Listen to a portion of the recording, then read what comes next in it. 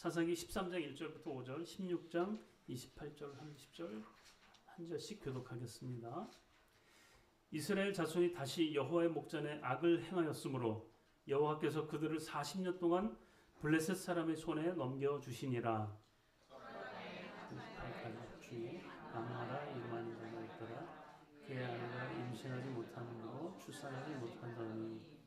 여호와의 사자가 그 여인에게 나타나서 그에게 이르시되 보라, 내가 본래 임신하지 못함으로 출산하지 못하였으나 이제 임신하여 아들을 낳으리니 그러므로 너는 삼가토가주와 독주를 마시지 말며 어떤 부정한 것도 먹지 말지니라.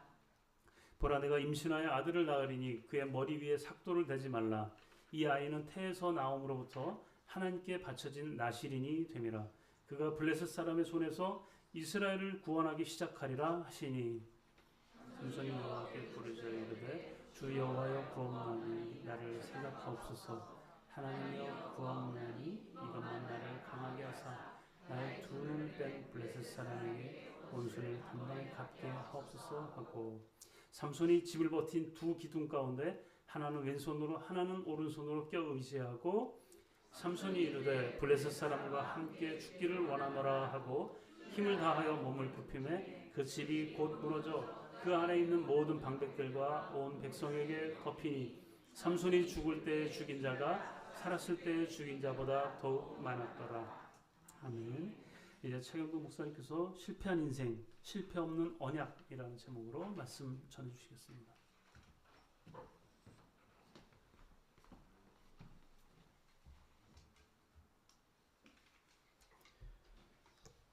그리스 신화에는 새의 깃털을 이제 밀랍을 붙여서 만든 날개를 타고 하늘을 날았던 이카루스라는 그런 이야기가 나옵니다. 이 이카루스가 하늘을 날기 시작했을 때 발밑으로 구름이 지나가고 또 세상이 작게 보이기 시작을 했습니다. 그 순간 그는 그의 아버지 다에달로스의 경고를 잊었습니다. 너무 높이 날면 태양열에 밀랍이 녹을 것이고 너무 낮게 날면 바다의 습기에 날개가 무거워질 것이다. 하지만 하늘 위에서 느낀 그 해방감은 그를 오만하게 만들었습니다. 그는 자신이 새보다 어쩌면 신보다 더 높이 날 수 있다고 믿었습니다.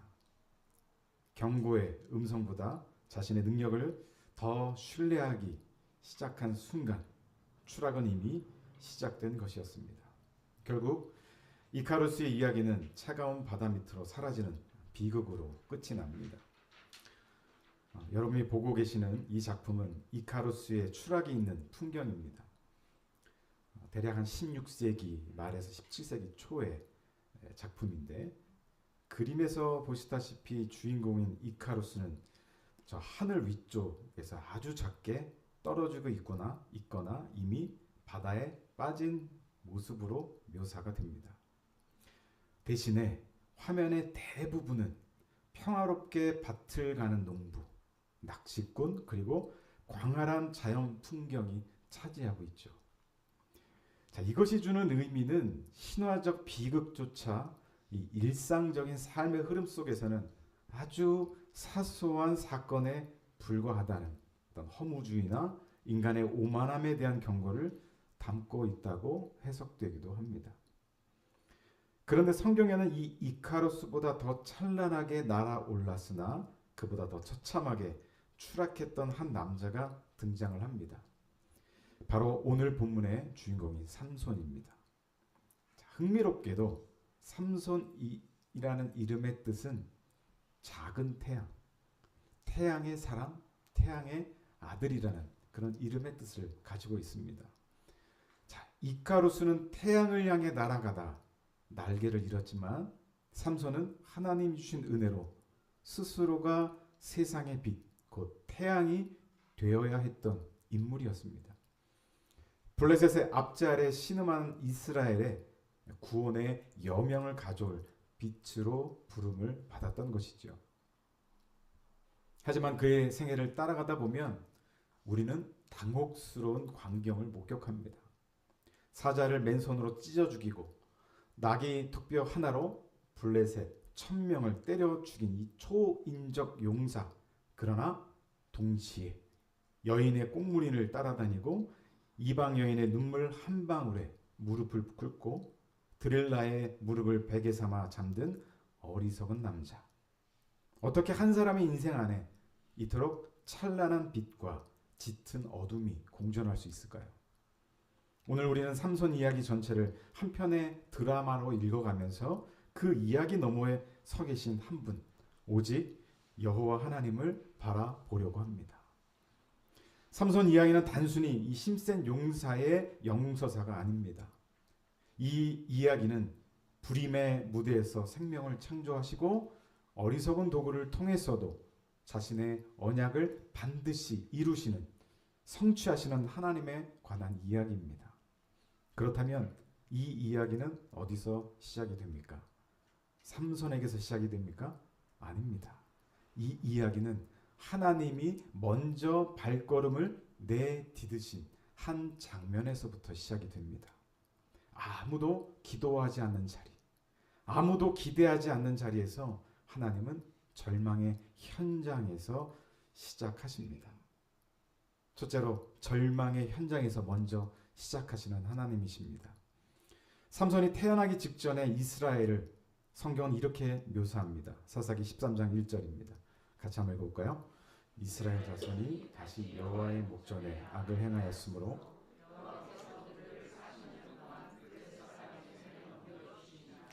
자, 40년 이스라엘은 반세기 가까이 블레셋의 이 통치 아래 있었습니다. 그들의 영적 상태가 얼마나 처참했는지는 15장에서 유다 지파가 삼손에게 한 말에서 그대로 드러납니다. 사사기 15장 11절인데요. 읽겠습니다. 너는 블레셋 사람이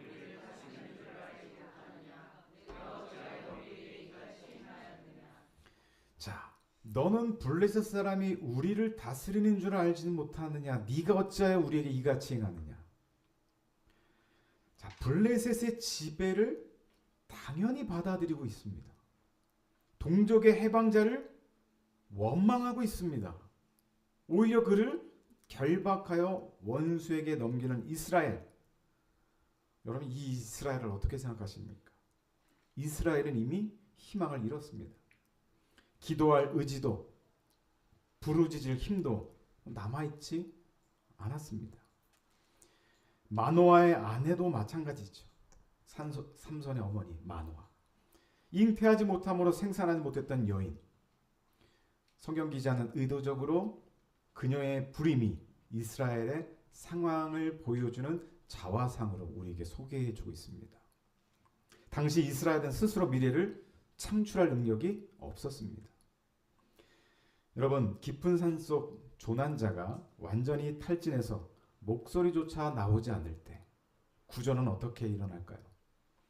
조난자가 구조대를 부르는 것이 아니라 구조대가 조난자를 부르는 소리에서 시작이 됩니다.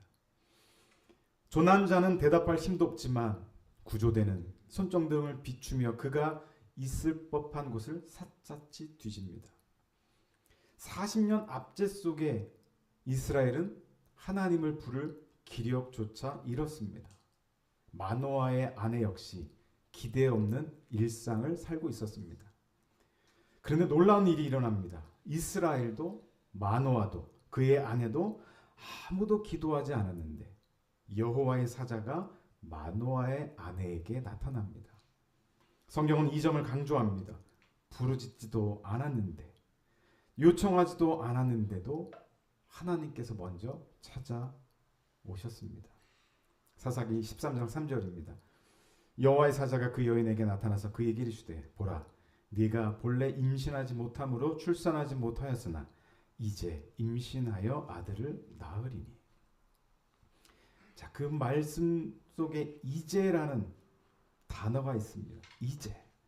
이 한 단어 안에 하나님의 주권적 선택이 담겨 있습니다. 절망이 극에 달한 바로 그 지점에서 이스라엘이 포기한 바로 그 자리에서 하나님은 새로운 역사를 시작을 하십니다.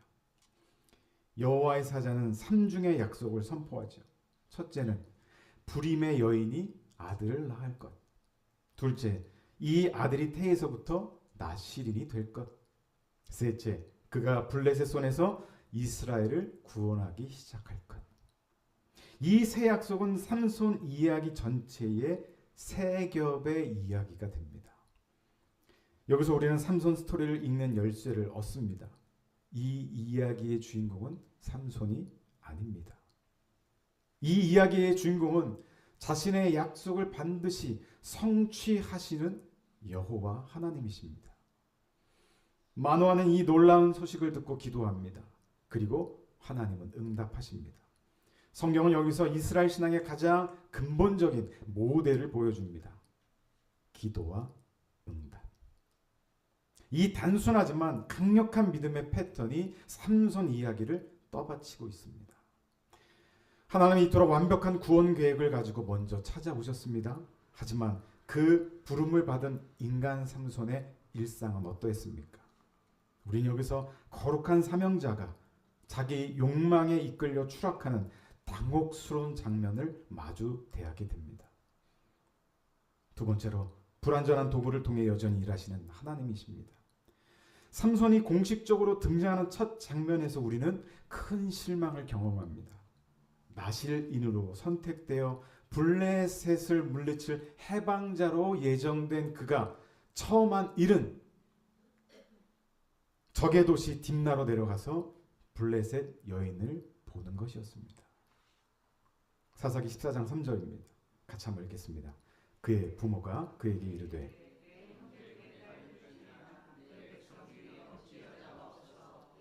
할례받지 않은 블레셋 사람에게 가서 아내를 맞으려 하느냐 하니 삼손이 그의 아버지에게 이르되 내가 그 여자를 좋아하오니 나를 위하여 그 여자를 데려오소서 하니라. 내가 좋아하오니 라고 합니다. 히브리 원문은 그 여자가 내 눈에 좋사오니. 자, 이 표현은 사사기 부록의 핵심 공식과 동일합니다. 어떤 공식입니까? 같이 한번 읽어볼까요? 그때에는 이스라엘에 왕이 없으므로 사람마다 자기 소견에 옳은 대로 행하였더라.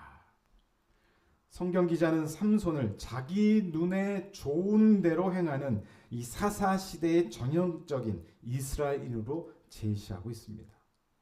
나실인임을 잊은 채 언약 공동체의 일원임을 망각한 채 오직 욕망의 눈으로 세상을 바라보는 인물, 이것이 삼손 시대의 비극의 시작입니다.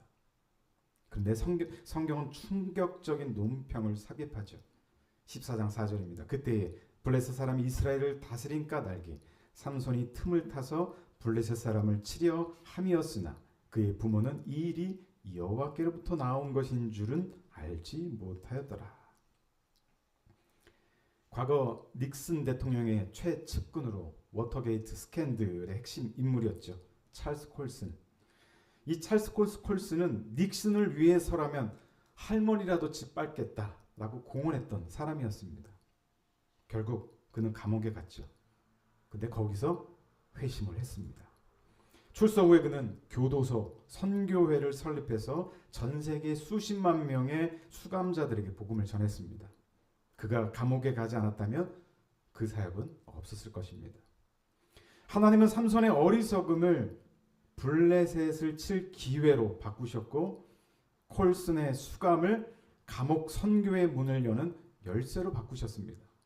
이것이 여전히 일하시는 하나님의 방식입니다. 삼손이 딥나 여인을 찾는 동안 하나님은 블레셋을 칠 기회를 준비하고 계셨습니다. 삼손이 사자를 맨손으로 찢어 죽이고 나귀 툭뼈 하나로 블레셋 1000명을 때려 죽이는 장면들은 공통된 한 문장으로 설명이 됩니다. 같이 읽겠습니다. 여호와의 신이 삼손에게 크게 임하시매. 자, 삼손의 힘은 그의 근육에 있지 않았습니다. 그 힘은 여호와의 신이 임할 때 주어지는 것이었습니다. 그러나 승리 후 삼손이 부른 노래를 한번 들어보십시오. 15장 16절 시작. 이르되 나귀 턱뼈 한 더미 두 더미를 쌓았으며 나귀의 턱뼈로 내가 1000명을 죽였도다 하니라. 색깔이 있는 단어를 보셨습니까? 내가. 자, 하나님의 신이 임해 주신 능력으로 이루어진 승리인데 삼손은 뭐라고 이야기하고 있습니까? 내가. 그 공을 누구에게로 돌리고 있습니까? 자신에게로 돌리고 있습니다. 하나님이 주신 능력으로 일을 해놓고도 자신의 공으로 돌리는 이 삼손의 모습, 우리는 과연 그와 다를까요? 그러나 승리의 기쁨이 채 가시기도 전에 삼손은 극심한 갈증에 시달리게 됩니다. 그제야 그는 처음으로 하나님께 부르짖습니다. 15장 18절 시작. 삼손이 심히 목이 말라 여호와께 부르짖어 이르되 주께서 종의 손을 통하여 이 큰 구원을 베푸셨사오나 내가 이제 목말라 죽어서 할례 받지 못한 자들의 손에 떨어지겠나이다 하니. 자, 주목을 해보시면 삼손이 승리의 공을 하나님께 돌린 것은 갈증이 생긴 후였습니다. 역설적이지만 바로 이 연약함과 절박함이 삼손을 기도하게 만들었습니다. 그리고 하나님은 응답하셨습니다. 반석에서 샘물이 솟아났죠. 그 샘의 이름은 무엇입니까? 에낙고레, 외치는 자의 우물입니다. 이 에낙고레의 샘물로 목을 축였음에도 그러나 삼손은 영적 갈증은 채워지지 않았습니다. 또다시 그는 세상을 향해 내려갑니다. 그리고 마침내 그의 인생에서 가장 치명적인 유혹인 들릴라라는 벼랑 끝에 서게 됩니다. 이번에는 거짓말도 통하지 않았습니다. 세 번째로 낮아진 자의 부르짖음을 통해 마침내 이기시는 하나님이십니다. 자, 삼손 이야기의 절정은 들릴라와의 사랑 이야기입니다. 여러분도 눈치채셨겠지만 오늘 본문이 13장 초반과 16장 마지막 절이었습니다. 여러분 사사의 이야기 중에서 가장 긴 이야기를 차지하고 있는 인물이 누군지 아십니까? 삼손입니다. 뭐 이렇게 어렵게 생각하십니까? 13장에서 16장까지라고 제가 말씀드리지 않았습니까? 네. 이 엄청난 분량의 이야기를 담고 있는 이 삼손의 이야기, 그 중에서도 가장 핵심적인 게 뭐라고요? 들릴라와의 사랑 이야기. 이 사랑 이야기가 로맨틱하고 좋아서 이 이야기가 가장 핵심적인 이야기였을까요? 삼손이 유일하게 사랑한다라는 표현을 쓰고 있습니다. 그리고 바로 그 사랑이 삼손의 파멸의 도구가 됩니다. 여러분, 들릴라의 이름은요, 밤이라고 하는 단어 원어와 비슷합니다. 나일라, 태양의 이름을 가지고 있는 삼손과 밤의 의미를 가지고 있는 들릴라. 느낌이 오십니까? 들릴라는 블레셋 방백들의 청탁을 받아서 삼손의 힘의 비밀을 캐내기 시작합니다. 몇 번 캐내죠? 한 번, 이게 4번이 아니라 한 번, 2번, 3번, 4번은 맞네요. 4번. 자, 3번까지는 실패하죠. 4번째 들릴라는 마지막 승부수를 띄웁니다. 16장 15절. 들릴라가 삼손에게 이르되 당신의 마음이 내게 있지 아니하면서 당신이 어찌 나를 사랑한다 하느냐? 당신이 이로써 3번이나 나를 희롱하고 당신의 큰 힘이 무엇으로 말미암아 생기는지를 내게 말하지 아니하도다 하며. 사랑한다면 왜 비밀을 숨기냐라고 하는 겁니다. 삼손의 마음이 흔들렸죠. 들릴라가 어떻게 했길래요? 날마다 재촉하고 조르고 눈물을 흘리고 또 조르고 재촉하고 눈물을 흘리고. 그래서 삼손이 16장 16절에 마음이 번뇌하여 죽을 지경이 되었다라고 했습니다. 왜요? 여전히 누구를 사랑하기 때문에? 들릴라를 사랑하기 때문에. 그가 유일하게 사랑했던 여인 들릴라. 결국 삼손은 어떻게 하죠? 그 앞에 무장 해제를 하게 됩니다. 16장 17절입니다. 삼손이 진심을 드러내어 그에게 이르되 내 머리 위에는 삭도를 대지 아니하였나니 이는 내가 모태에서부터 하나님의 나시린이 되었습니다. 만일 내 머리가 밀리면 내 힘이 내게서 떠나고 나는 약해져서 다른 사람과 같으리라 하니라. 자, 삼손은 블레셋 여인 앞에서 자신이 누구라고 고백했습니까? 나시린이라고 고백을 했습니다. 그 고백이 그의 몰락의 시작이었습니다. 자, 삼손이 들릴라에게 비밀을 말할 때 그것이 단순히 힘의 원천을 알려준 것이 아니라 그가 그 비밀을 말함으로 하나님과의 마지막 끈, 하나님과 맺은 이 언약의 표징을 스스로 잘라버리는 얘기가 된 겁니다.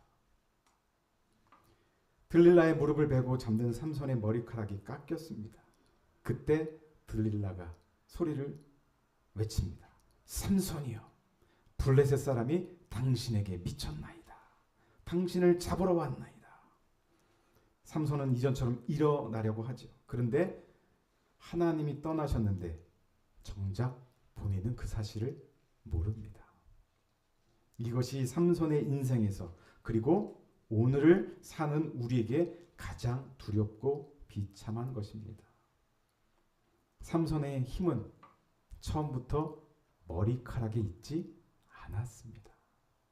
그 힘은 여호와께서 함께 하실 때 주어지는 것이었습니다.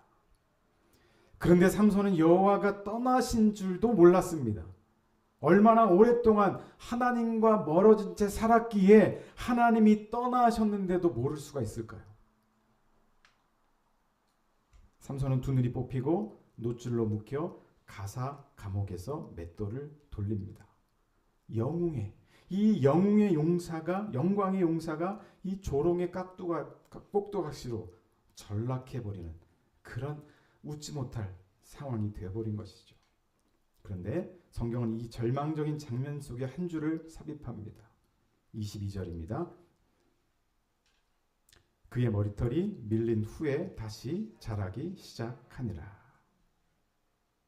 너무나 당연해 보이는 문장입니다. 머리를 깎으면 길어지겠죠. 저도 한 달에 한 번씩 이발을 합니다. 왜요? 머리가 길어지니까요. 근데 왜 이 당연한 문장을 성경 기자가 굳이 기록한 이유가 무엇일까요? 머리카락이 다시 자랐다는 것은 하나님의 은혜가 아직 유효하다는 것이죠. 아직 하나님의 은혜가 남아있다는 것입니다. 그래서 삼손 이야기는 여기서 끝나지 않습니다. 자, 블레셋인들은 다곤 신전에 모여서 삼손을 불러내서 제주를 부리게 하죠. 몇 명이 모였을까요? 거기에 3,000명이 모여서 웃고 즐깁니다. 우리의 신이 우리의 원수 삼손을 우리 손에 붙였다. 여러분, 이것은 단순한 조롱이 아니죠. 자기네들이 믿는 다곤 신이 누구를 이겼다는 겁니까? 여호와를 이겼다는 것입니다. 이게 얼마나 참담한 일입니까? 두 눈은 뽑혔지만 그 모든 소리를 다 듣고 있었겠죠. 삼손은 그 순간 하나님께 부르짖습니다. 우리 마지막 28절인데 같이 읽어볼까요? 삼손이 여호와께 부르짖어 이르되 주 여호와여 구하옵나니 나를 생각하옵소서. 하나님이여 구하옵나니 이번만 나를 강하게 하사 나의 눈을 뺀 블레셋 사람에게 원수를 단번에 갚게 하옵소서. 자, 뭐라고 외칩니까? 주 여호와여. 삼손생의 가장 진솔한 순간입니다. 주 여호와여. 여러분, 이제 삼손은 자신이 없습니다. 자랑도 없습니다. 오직 주 여호와여라는 고백만 남았습니다. 하나님께서 바로 이 기도에 응답하시죠. 그래서 16장 30절에 보면 삼손이 죽을 때 죽인 자가 살아있을 때 죽인 자보다 더 많았다라고 말씀을 하고 있습니다. 자, 삼손이 살아서 이룬 것보다 죽으면서 이룬 것이 더 많았습니다. 다곤은 자기 신전에서 무너졌죠. 세상을 통치하시는 분은 다곤이 아니라 여호와이십니다. 여러분, 향나무는 자신을 찍는 도끼날에 향기를 묻힙니다. 도끼에 찍혀 상처가 나고 쪼개지는 그 비참한 순간에 향나무는 비로소 가장 진한 향을 내뿜어 자신을 죽이는 도끼까지 향기롭게 만듭니다. 삼손의 인생이 가장 아름다운 향기를 내뿜은 순간은 그가 사자를 죽일 때가 아니었습니다. 오히려 두 눈이 뽑히고 다곤 신전의 기둥 사이에 끼어 처참하게 부서지는 바로 그 순간이었습니다. 그가 죽음으로 자아를 깨뜨렸을 때 비로소 하나님의 언약이라는 진한 향기가 바로 온 이스라엘에 퍼지게 되었습니다. 자, 삼손의 생애를 어떻게 평가하든 하나님의 약속은 성취되었습니다. 이스라엘을 블레셋 손에서 구원하기 시작할 것이라는 그 약속, 그것은 이루어졌습니다. 여기서 우리가 가져야 될 중요한 교훈이 있습니다. 자, 삼손 인생에 있어서 가장 뼈아픈 교훈이 무엇일까요? 하나님이 떠나셨음에도 그가 알지 못했다는 겁니다. 은혜가 떠났음에도 이게 떠난 건지 무감각해져 버렸다는 것이죠. 여러분, 우리 신앙에서 가장 위기가 이거 아니겠습니까? 주님 앞에 나와 있지만, 사회에서 생활을 하고 있지만 하나님의 은혜가 떠난 채 우리는 살고 있는 것은 아닌지. 우리는 삼손처럼 모든 것을 잃고 눈이 뽑힌 뒤에야 매달리는 뒤늦은 신앙이 되어서는 안 됩니다.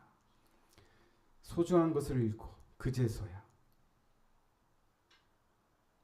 통안의 기도를 드리는 것이 아니라 지금 이 순간 내 곁에 계신 하나님, 주님의 온전한 그 은혜를 인정하고 기쁨의 순종을 주님께 드리는 것, 이것이 우리에게 필요한 것 아니겠습니까?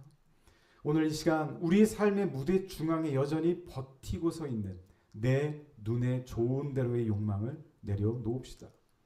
대신 가장 비참한 자리에서 이 삼손이 내뱉었던 그 처절하고 진실한 고백, 주 여호와여 구하옵나니 나를 생각하옵소서.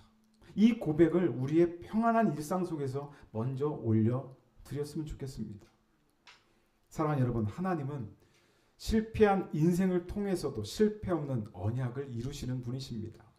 그 신실하신 하나님 앞에 오늘 우리가 살아있는 나시 이름으로 서기를 소망합니다.